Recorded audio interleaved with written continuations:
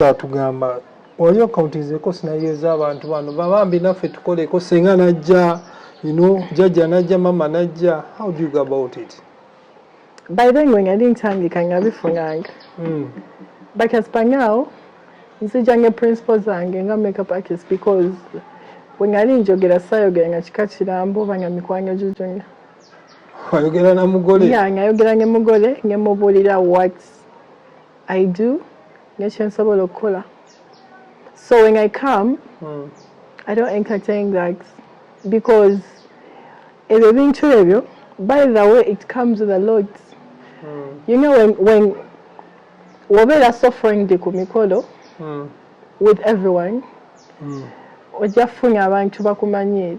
that is when you will get familiarity from people. Nkola, okay, apply me lipstick, or pack foundation, echivamu, olinga bitwala, oba makeup artists can tell. Many people many makeup artists know that Kumikola is just saying about observing. Like banobo kozeko. Yes, anti jukira.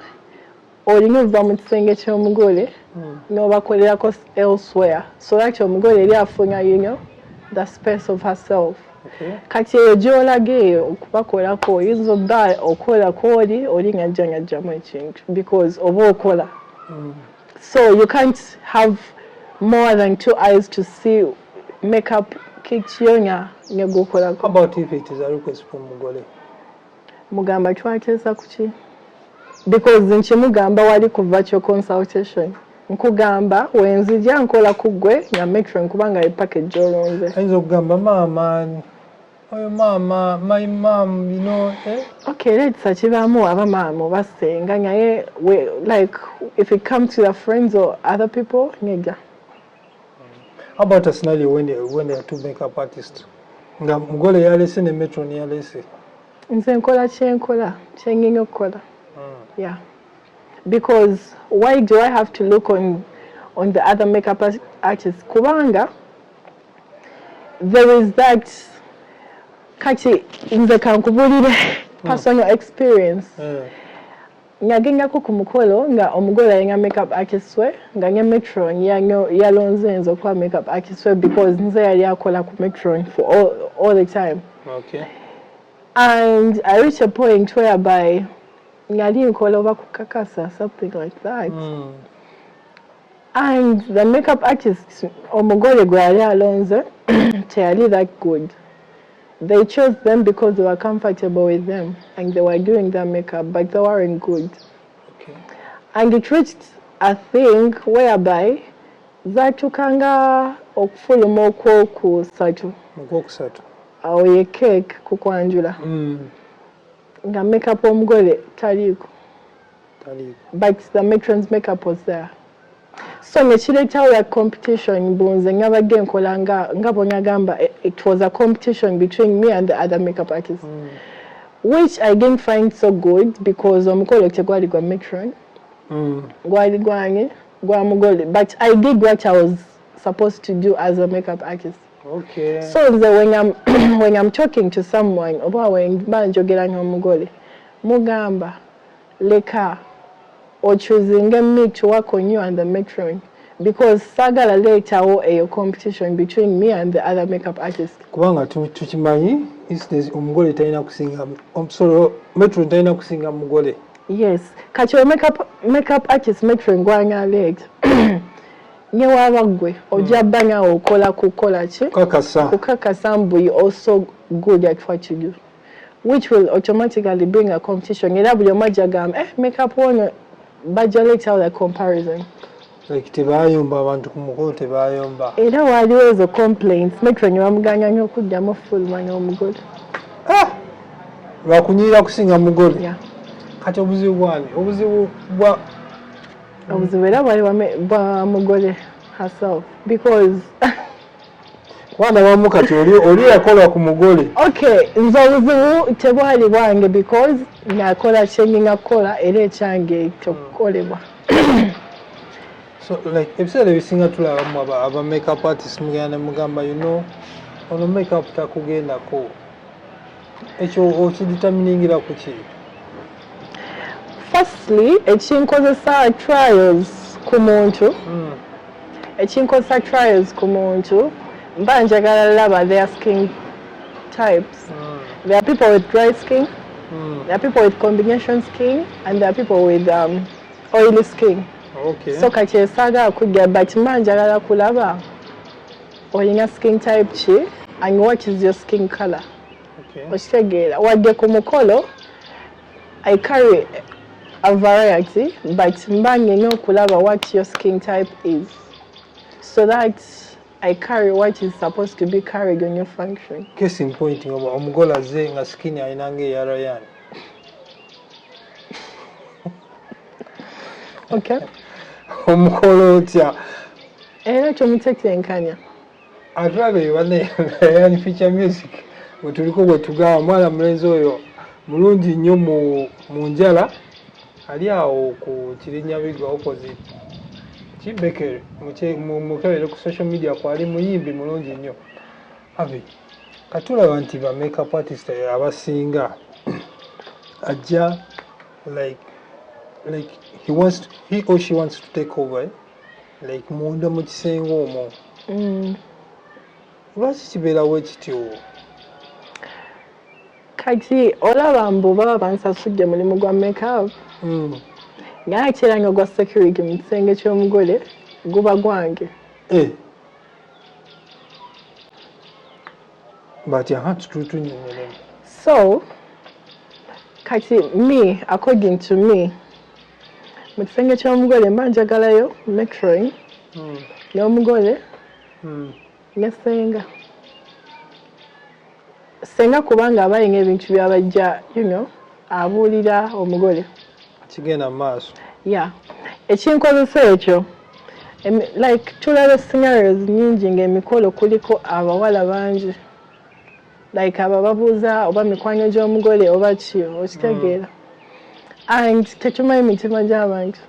Okay. Okitegeera. Awo twagala awo. Oli ayinza okujjanga intention ye. Mu kujjanga intention ye tetujja mmanya ani. Okitegeera. Kubanga tubagenga abantu bangi in place. So ekinkozesa mbu nzaali in charge of the room ate mu room bajagalamu abantu basatu. Actually when mba nze nga assistant naye because if anything happens blame bakunze. Gomesi y'omugole webula babuuze nze kubanga nze abage mu kisenge nze abage ng'ebisumuluzo. Ate gwe mupya mu family awo. Nnyo obupya kubanga tubamunya abapya bangi mikwano gy'omugole biki but for that time nze aba with a blame. Have you ever encountered any scenario that is weird mu kisenge ky'omugole? Njo mingi most actually many times. Okay. Because different people have different cultures. Okitegeera. Ojasanga ekintu nga kiri so weird but it's their culture and they have to do it. So tubisanga but you start your side of life. Tulinayo kyolina kyolaba noga kino kyo kyansukkako. Gye kiri ngaye si kyangu like you can't pass it on air because era specifically omuntu oyo wanyalaba interview jamanya kiri. No, we can discuss no tutakayo manya. No, of course, because I think basically that was the person I worked on and what they did, they know what they did and, you know. Kyali kibi nnyo. Okay, kyampisawo binganza omuntu. Ekisinga okuyisa obi omuntu twalira mu bulamu. That we see you here. Yeah. You can share a story. Okay, I went to a function. But basically, they weren't booking makeup. They were booking their rituals, and they booked me for a specific day. They called it was their function, but in actual sense, the function was the following day. The function was there following day. So they were booking on this day. Omukolo gwa Saturday. Omukolo gwali gwa Saturday. They were pita Friday. Friday. So when they called me on Friday, nze ngajja manyi gwe mukolo, but it wasn't the day, like it wasn't the actual function, the gate of the function. Okay. kati since omukolo gwe nali manyi gwali gwa Friday and it was far. I traveled on Thursday in the night. Imagine. Because nze wemba manyi omukolo gwa wala I can't travel on that very day. Because something can happen oyinza okwebaka ozuka sawa satu oba enkuba ng'etonnya in the morning oba ki okitegera olina gy'ogenda ku mukolo ng'oluguudo lubi. So I prefer traveling in the nights. By that time yali nsula ku mikolo nga bw'onyagamba nga nsula mu maka ga wali omukolo. So when I traveled in the nights ntuuka they welcomed me so good nga bampa n'ekisenge mwe ngali nsula. So we bampa ekisenge mwe ngali nsula, things were moving on, you know, normal. Bategeka bakola, you know, tents, boardwalk, bikyositegera nga ng'omanyi omukolo weeguli.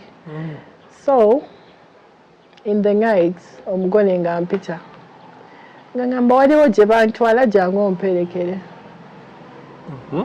So I was like, okay, but it's late in the night bakutwala oli mugole nga ngamba no, it's so important biki naye jangu omperekere.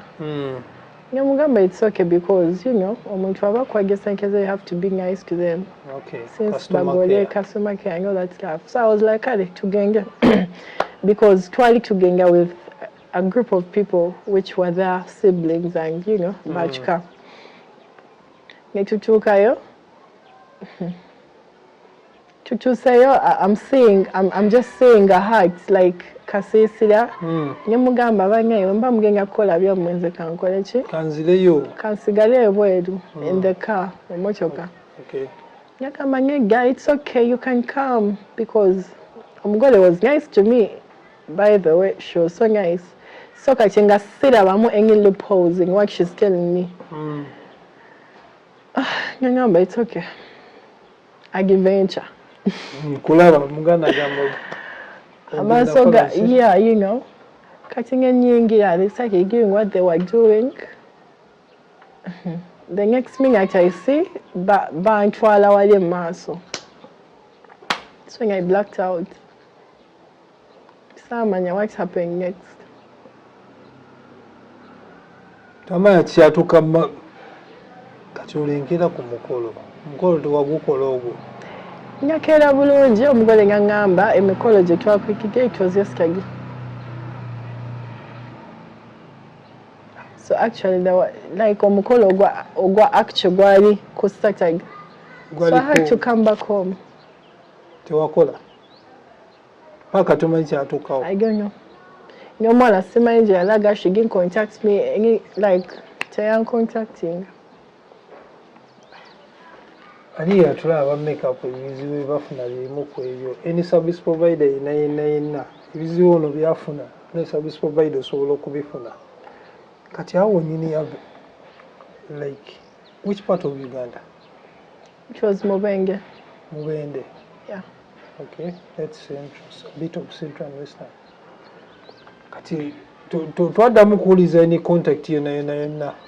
Kubanga I tried to text the bride. I didn't understand anything about what you told me about because you booked me claiming I had to do your makeup.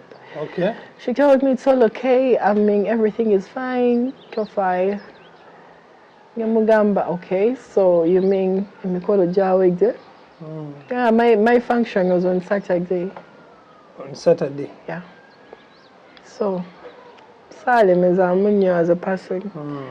That's why I always advise my fellow makeup artists. Musente zosabezo. Olinga sabya musente za accommodation. Because tojja manya family ya muntu be bakola. Era from then sisulanga mikolo gy'abantu. Tokiddangamu kusula mikolo gy'abantu. Saddamu era wemba nkusaba ssente ezo making sure nkusaba ssente za accommodation because me as me omulimu gwange si gwa kujja kiro. Si gwa kujja kiro. Omulimu gwange gwa kujja kumakya ku mukolo olunaku lwe wagamba kukolako kugenda. Okay. So I have to find all means of kufuna wensula nga si wammwe. From that day ekyo wakiteekawo. Ekyo kyo nga kiteekawo era oba sente zompa like okay sikugamba zino za accommodation but nkuwa package nze abamanyi engeri ngenge bit and maximum kitu so kati bana bano ababeera ku mikolo lese ba sister b'omugole baani akajanja kawe bakakomye ngeeyo nze ng'olengeta kakajanja olowooza sigamba mbu ndi mukambwe but my attitude as me yekulaga mbu nze I'm no nonsense person. Okay. Yeah. So kati katula ebiseera bingi ebiseera ebisinga makeup artist mukolo gujja ne gubeerawo ne tugenda mukolo ne gutambula lwaki wabeerawo nnyo ekintu kino buli mugole lwayingira mu kisenge ng'alwayo lwayingira mu kisenge ng'alwayo? It's poor management. Omugole taraayo but okay it depends on the makeup artist abamukozeeko kubanga tuli banjawulo. Okay. Naye nze basically wenzija okukola ku mukolo tufuna talk with omwogezi. Ngemugamba omugole kye yagamba kyayagala. Ngemugamba omugole yagamba buli lugoye lwayagala hairstyle ekyuke. Ate ketujja kyusa hairstyle eyo nga waliwo okupapa. Ngemugamba but according to the experience I've had n'emikolo gye ntambuddeko we tuba twagala omugole anyumire onyakwe kubanga lwa mugole tukole bweki. Okay. Mpa buno obudde newebuki ajja bbaawo n'abukuwa gwe neweesootinga n'abompa so kiva kunze okwanguwa n'okukola omugole kyayagala so that we bamuyitira abaregi. Incidents zino ez'abantu abajja mukwano kana akabira kitokakozewo oti kanu when you're working kasita omugole wabanga se yakingambye gwe ng'ogwo omuntu why did you come to me when the bride is comfortable? No, it's not being rude but nze nkola kye twayogera n'omugole. Omugole waba yangamba nze njagala enviiri zikyuka eri zigga eri bwe era kye nzikola. Does your makeup agenda like ku trend ebeera eriwo but makeup alina trend nti katukola makeup waati? It's not a trend. Yeah. Because first year omuntu tebaako trend. First year telling trend. First year I'm saying a trend. Okay. I do according to your face structures. The structure. Yeah. Kati okusinza nga oba olaba tugendeko lese ku twabasinge ku bigenda mu maaso obulusi ntulaba embaga ya Gashumba wagirabye? Yagirabye. Omugole wamulabye? If you could analyze her makeup yabadde atya?